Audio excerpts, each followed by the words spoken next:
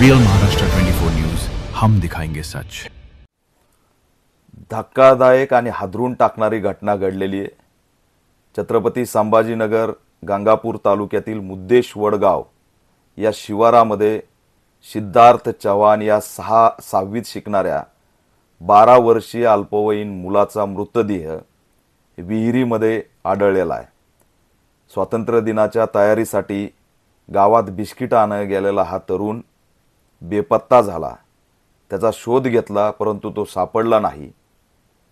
मुद्देश वडगाव शिवारातील शेतीमध्ये काही रक्ताचे डाग आढळून आले।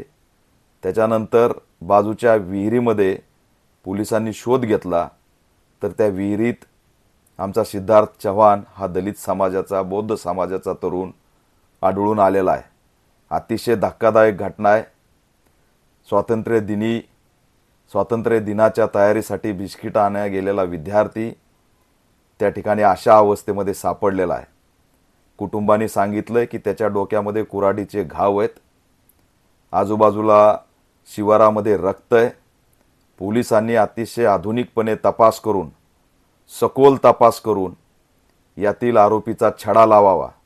हा नरबळीचा प्रकार आहे का, याच्या मागे आणखी काही कारण आहे का, हे हत्याकांड कुणी घडून आणलं याची सखोल चौकशी करून काही तासात आरोपीला अटक केलं पाहिजे।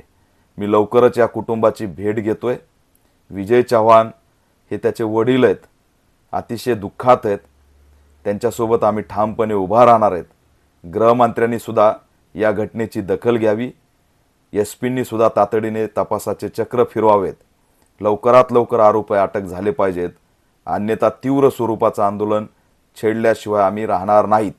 या घटनेमागील सत्य तात्काळ पुढे आणावे अशी ऑल इंडिया पॅंथर सेना मागणी करत आहे।